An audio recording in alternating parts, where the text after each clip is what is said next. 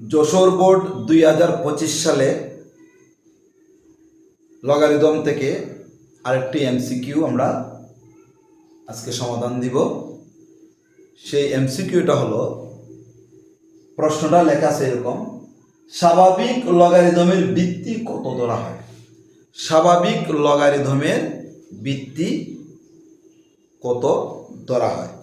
এটা এক কথায় উত্তর। এটা তোমরা বই পড়লে এক কথায় 1 সেকেন্ডে উত্তরটা দিতে পারবে।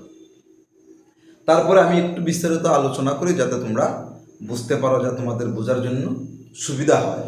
তাহলে ভবিষ্যতে এইরকম আনসার করতে তোমাদের সহায়ক হবে এবং খুব দ্রুততার সাহায্যে আনসার করতে পারবে। লগারিদম সাধারণত দুই প্রকার। এটাও আসতে পারে, লগারিদম কয় প্রকার? লগারিদম সাধারণত দুই প্রকার: স্বাভাবিক লগারিদম আর একটা হলো সাধারণ লগারিদম। আমার এখানে লেখা আছে স্বাভাবিক লগারিদম। স্বাভাবিক লগারিদম আর একটা হলো সাধারণ লগারিদম। লগারিদম দুই প্রকার। স্বাভাবিক লগারিদমটা স্কটল্যান্ডের জন নেপিয়ার বিজ্ঞানী 1614 সালে ইকে ভিত্তি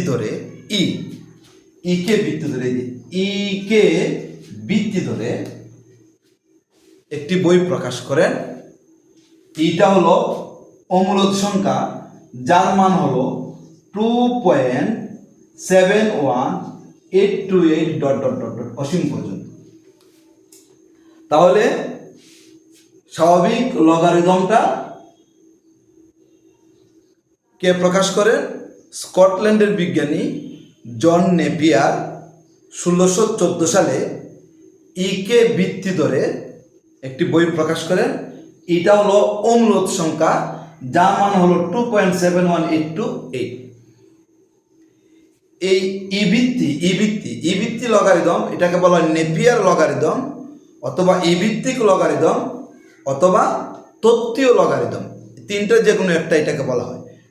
এই যদি ভিত্তি থাকে তাহলে এটাকে বলা হয় ইভিত্তিক লগারিদম, নেপিয়ার লগারিদম অথবা তত্ত্বীয় লগারিদম। তাহলে এটার আনসারটা সরাসরি শুধু এইরকম যে অপশনটা থাকবে, অর্থাৎ 2.71828 ডট ডট যদি থাকে তাহলে হলো, তাহলে এটাই হবে এটা আনসার। স্বাভাবিক লগারিদমের ভিত্তি হলো এটা 2.71828। এটাকে লেখা হয় ইভিত্তিক লগ এক্স। এর মানটা হলো এটা ই ইকুয়াল এত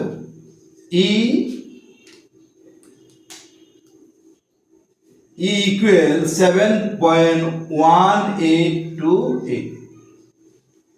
তাহলে ইভিত্তিক লগ এক্স এটাকে এই আকারে প্রকাশ করা হয় লন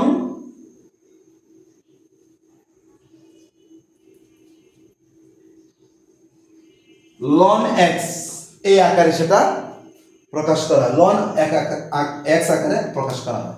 তাহলে স্বাভাবিক লগারিদমের ভিত্তি কত ধরা হয়? তাহলে তোমরা এটা সাধারণত মুখস্থ করে নিও, তাহলে 1 সেকেন্ড দিতে পারবা। 2.71828 এটা হলো স্বাভাবিক লগারিদমের ভিত্তি। এবং স্বাভাবিক লগারিদমটাকে ই দ্বারা প্রকাশ করা হয়। ই হলো একটি অমূলদ সংখ্যা। এটা কে আবিষ্কার করেন? স্কটল্যান্ডের বিজ্ঞানী জন নেপিয়ার 1614 সালে এটা আবিষ্কার করেন। এটা ইভিত্তিক লগ বা নেপিয়ার লগারিদম অথবা তত্ত্বীয় লগারিদম আকারে প্রকাশ করা হয়। আচ্ছা, আমরা স্বাভাবিক লগারিদম সম্বন্ধে একটু জানলাম। এটা যেহেতু পরীক্ষায় আসছে সেজন্য এটা নিয়ে আলোচনা করলাম। আমি তারপরেও তোমাদের সাধারণ লগারিদম নিয়ে একটু আলোচনা করি। সাধারণ লগারিদম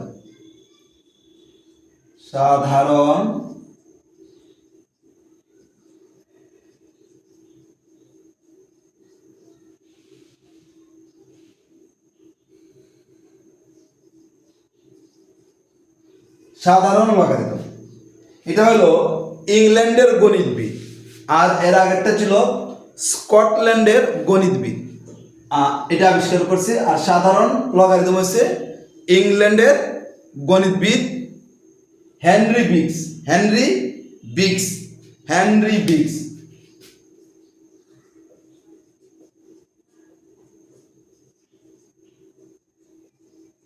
হেনরি বিগস, তাহলে হেনরি বিগস সাধারণ লগারিদম প্রকাশ করছে, সাধারণ লগারিদম।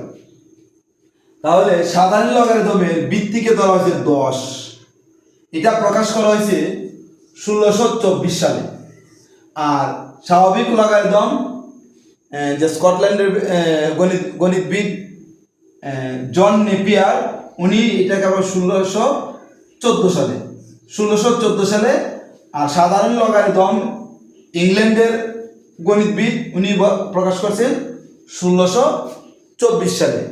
এটার ভিত্তি ছিল ই, আর এটার ভিত্তি ধরা হয়েছে 10, মানে 10 ভিত্তিক লগ। এটাকে লেখা হয় 10 ভিত্তিক লগ এক্স, 10 ভিত্তিক লগ এক্স, অথবা এটাকে বলা হয় ব্যবহারিক লগও বলা হয় এটাকে, আবার ব্রিক্স লগারিদমও বলা হয়। এই রকম লগারিদমটাকে বলা হয়, সাধারণ লগারিদমটাকে বলা হয় ব্রিক্স লগারিদম, অথবা ব্যবহারিক লগারিদম, অথবা 10 ভিত্তিক লগারিদম। এটাকে প্রকাশ করা হয় 10 ভিত্তিক লগ এক্স। তাহলে সাধারণ লগারিদমটা কে প্রকাশ করছে? ইংল্যান্ডের গণিতবিদ হেনরি বিগস। আর এটা হলো স্কটল্যান্ডের গণিতবিদ জন নেপিয়ার, 1614 সালে, আর উনি 1624 সালে। এটা এই ভিত্তিক লগারিদম, অথবা ব্যবহারিক তত্ত্বীয় লগারিদম, অথবা নেপিয়ার লগারিদম, এই স্বাভাবিক লগারিদমটাকে বলা হয়। আর স্বাভাবিক লগারিদমটাই বেশি আসে পরীক্ষায়। এটার ই ভিত্তি, ইর মানটা হলো 2.71828. এটা তোমরা একটু কষ্ট করে মুখস্থ রাখবা, তাহলে যদি স্বাভাবিক লগারিদমের ভিত্তি আসে, অনেকগুলো সংখ্যা দিয়ে দেবে, তোমরা এটা আনসার পাবে। তাহলে আশা করি বুঝতে পারছো।